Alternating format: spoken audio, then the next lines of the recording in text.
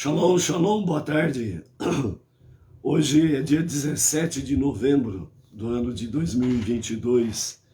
É o dia 23 de Reshivan do ano 5783.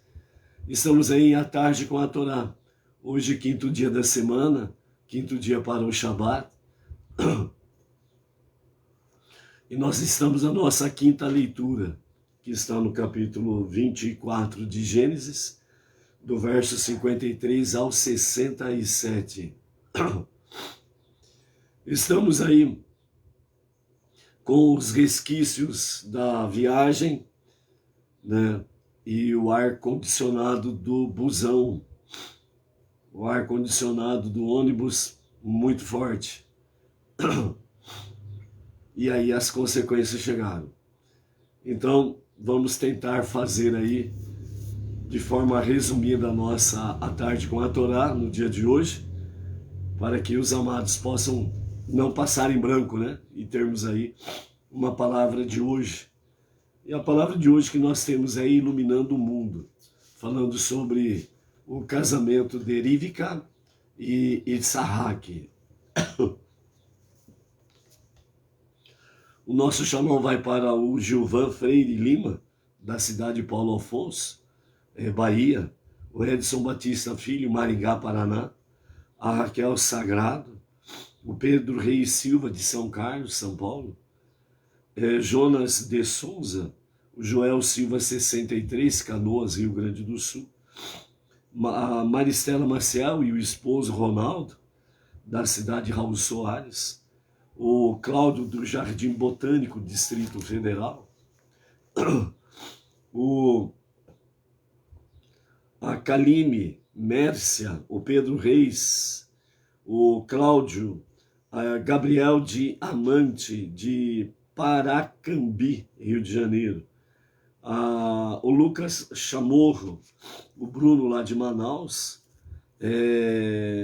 a Tamar Rita de Campinas, Humberto Silva Barros, o Abimael Amorim, Glória de Goitá, né?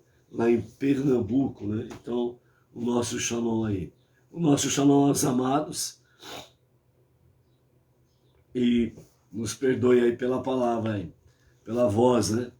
E também tivemos aí, né, a madrugada em branco, a temperatura caiu bastante também e ajudou mais ainda essa situação aqui, ok?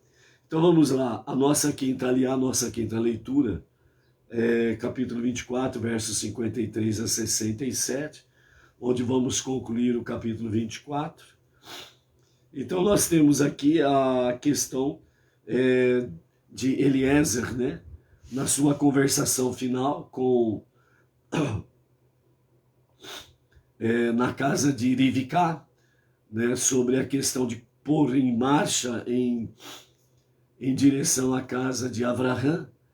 E a princípio, né, a família quis que ela ficasse mais 12 meses na casa antes de ir para o casamento.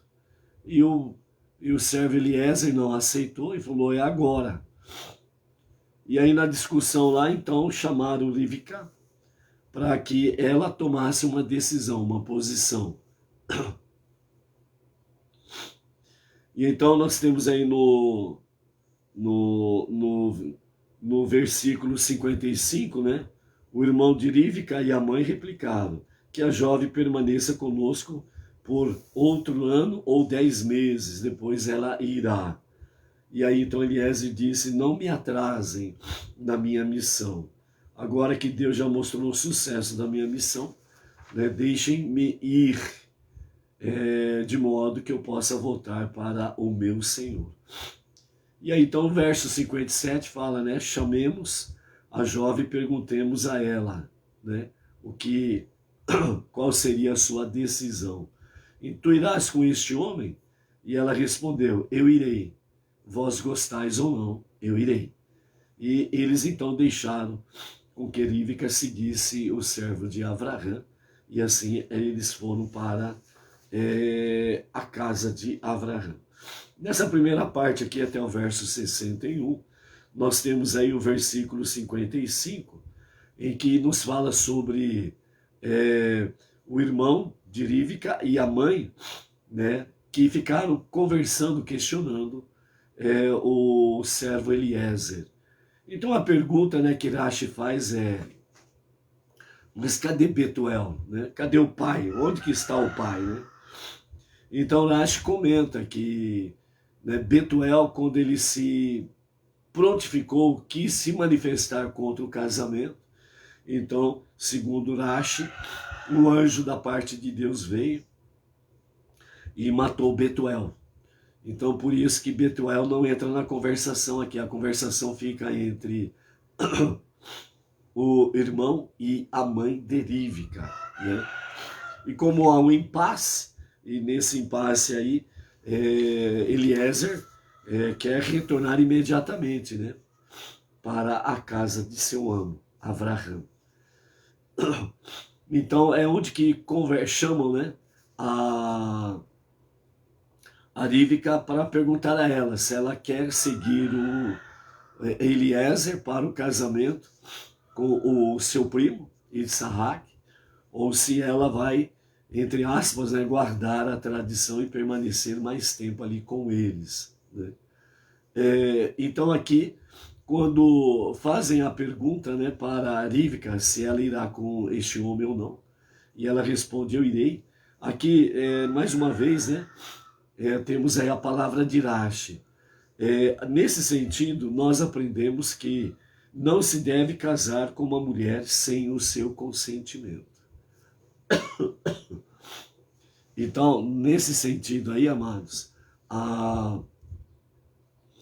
o casamento ele só pode efetivamente ser realizado com o consentimento da moça. Caso contrário, não é aconselhado a fazer, ok? Isso nós aprendemos com Rívica.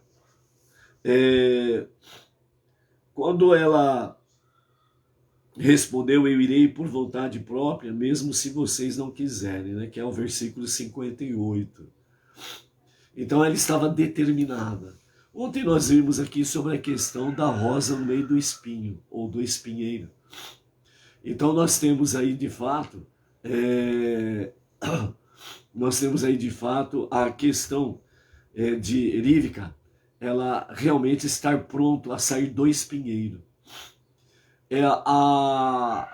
Uma das mensagens que nós temos aqui com referência a essa questão de Rívica no meio, uma rosa no meio do espinheiro, a idolatria, o que os nossos mestres trazem para nós é que de fato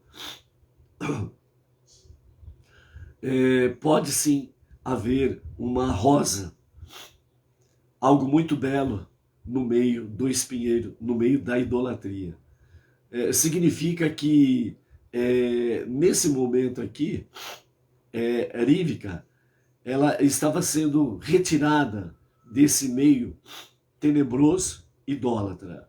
Ou seja, a santidade de Rívica, ela estava sendo resgatada exatamente do meio das trevas e da idolatria. Isso mostra para nós que, na realidade,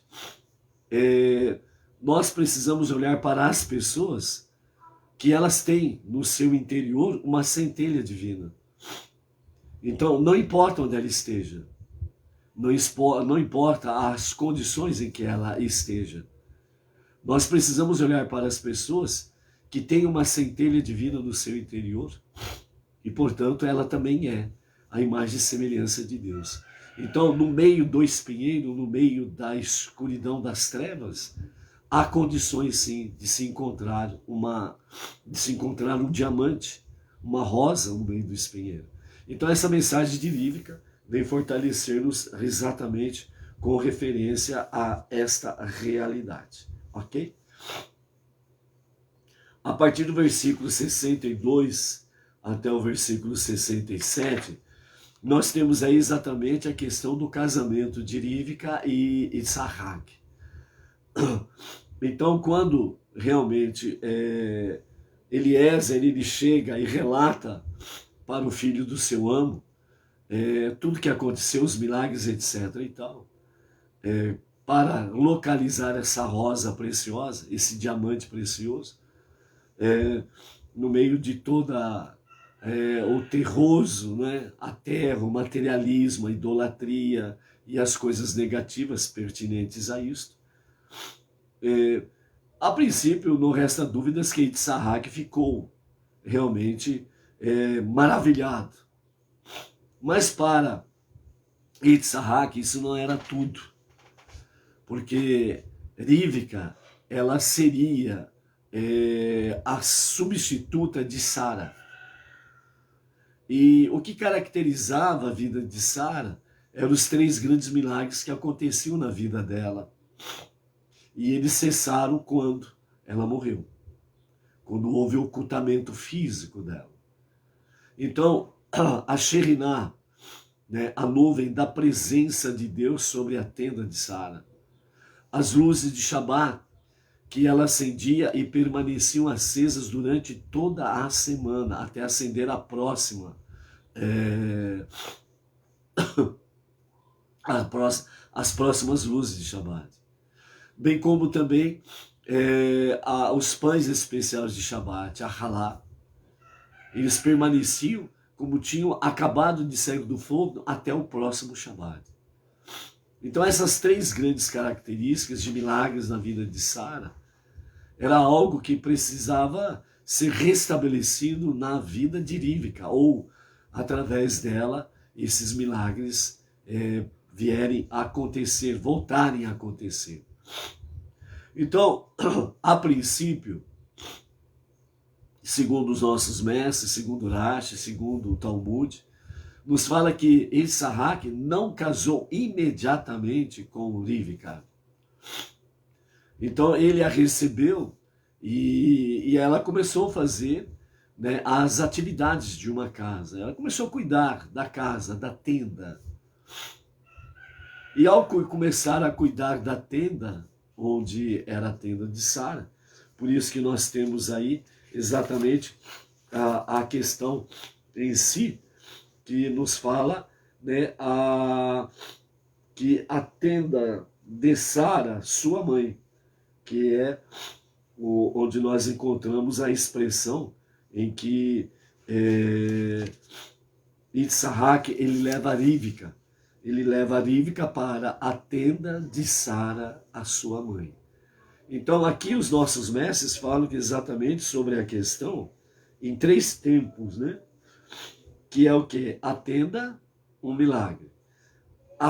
De Sara, né? Outro milagre. Sua mãe.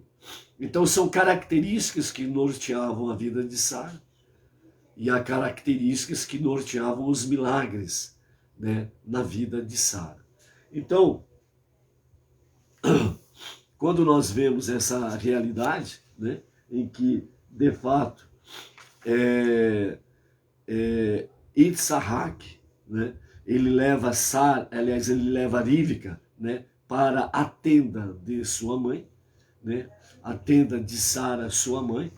Então, as mensagens que nós encontramos aqui, elas nos falam exatamente sobre a tenda, se refere à questão da nuvem sobre a tenda. De Sara, refere-se a algo exclusivo de Sara, isto é, a massa de pão, a massa de ralá,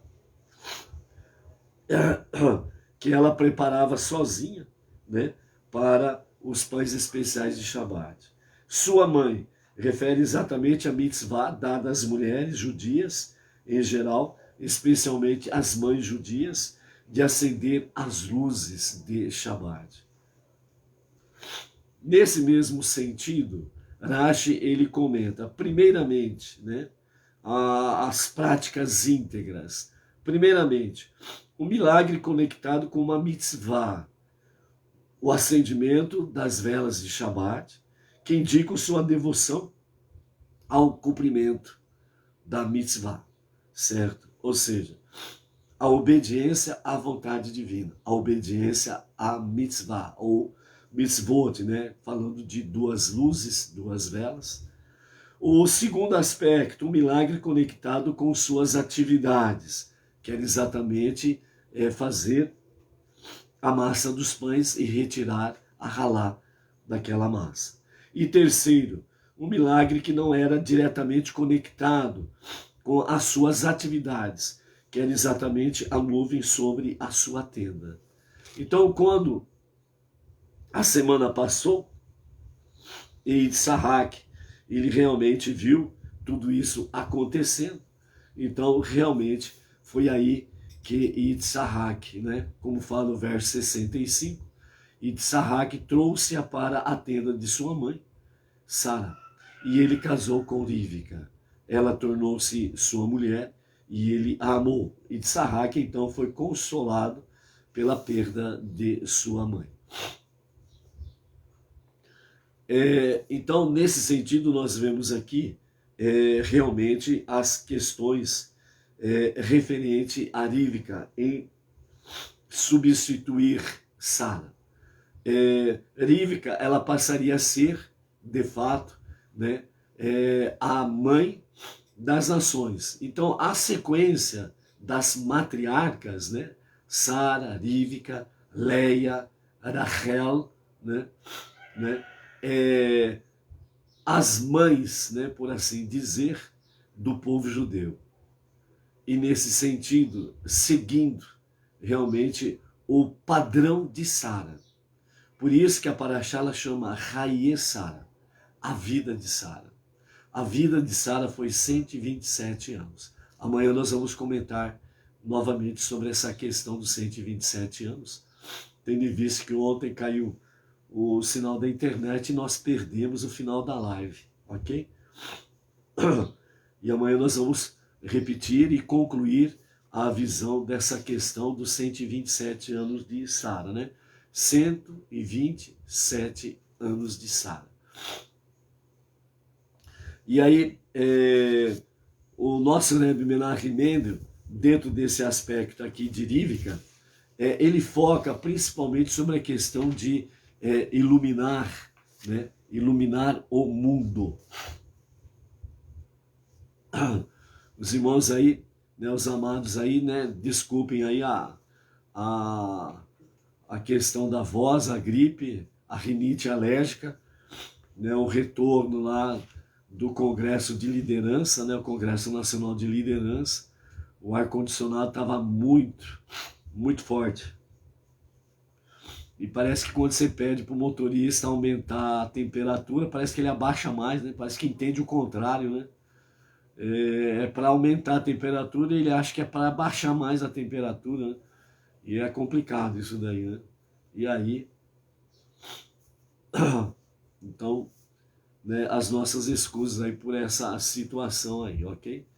E também, né, à noite, tivemos aí a noite em branco, né, o plantão, e a temperatura também já caiu bastante, e aí juntou, né, 1 com mais 1 igual a 2, e aí rinite ao quadrado, resultado garganta, voz, etc.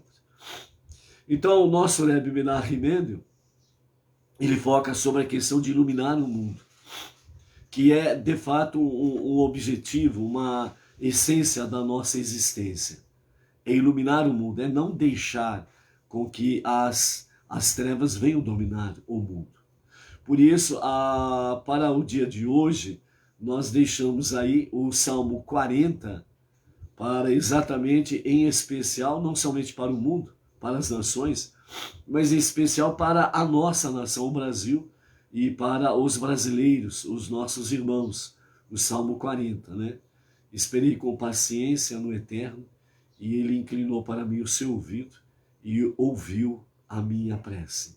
Então, por isso, não vamos deixar de clamar realmente pela nossa nação, pelo nosso povo, porque nós precisamos iluminar a nossa nação, precisamos iluminar o nosso povo, para que cada vez mais tenham o conhecimento do único Deus, o único Criador, o único Redentor, o único Salvador, que é o monoteísmo com fundamento judaico e orientação rabínica. Dentro desse aspecto, levando não somente a conhecer as 7 leis universais, mas praticar as 7 leis de Noah para um mundo melhor. Entre eles, nós estamos aí conectados, ombro a ombro com o nosso irmão judeu, o povo judeu, o filho primogênito de Deus, para iluminar o mundo. Então, por isso, o nosso Rebbe Menachem Mendel, ele nos fala que quando Rivka, ela começou a acender as luzes de Shabat, e as suas luzes permaneciam miraculosamente acesas, né, toda a semana. Então, com estes sinais, né, as luzes, a massa, a nuvem da Shekhinah, da presença divina, marcaram realmente, né, esse encontro de Rachel, né, aliás, Rivka e Itzhak, né, para esses momentos. Então, dentro dessa questão, o nosso Rebbe Menachem Mendel, ele fala sobre a habilidade, né, única das mulheres e das moças a partir do mundo judaico para, ou seja, as mulheres e as moças judias, para as mulheres e as moças não judias, o exemplo vivo, né, de serem filhas de Sara, de Rivka, né, e influenciar o caráter espiritual, a começar do lar. Então, por isso que é importante as mulheres, as moças, nos seus lares, começarem de fato a estarem acendendo as luzes de Shabat, né?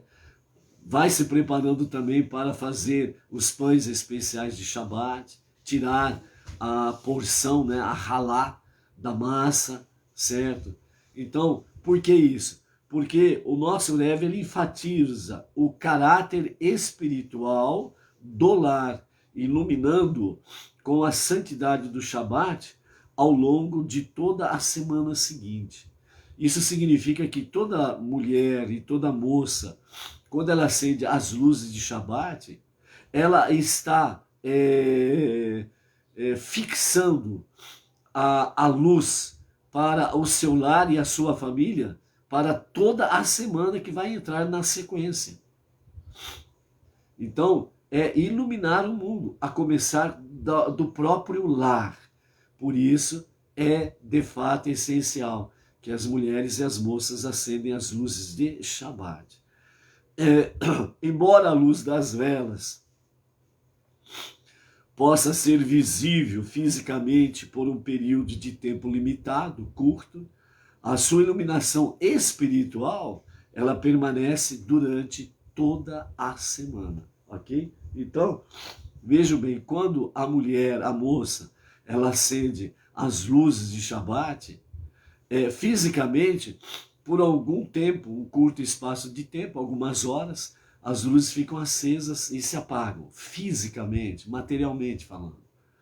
Porém, a iluminação espiritual, ela permanece na família, na casa, no lar, durante toda a semana até o próximo acendimento das luzes. Então, por isso, o nosso Rebbe Menachem Mendel, ele fala, iluminando o mundo, começando da própria casa.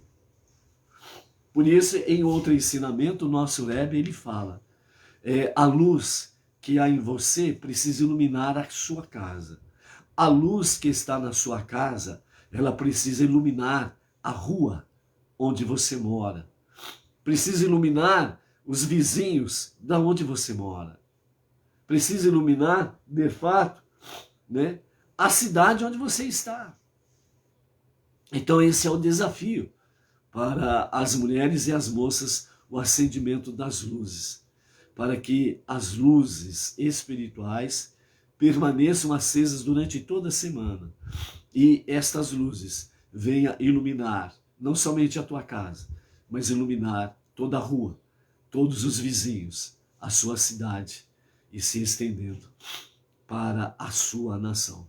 Por isso, vamos realmente iluminar desta forma a nossa nação, a nossa terra, vamos iluminar realmente para que as pessoas e a nossa nação possam ser curados e sarados, pois somente de Deus é que vem a verdadeira resposta, a verdadeira salvação.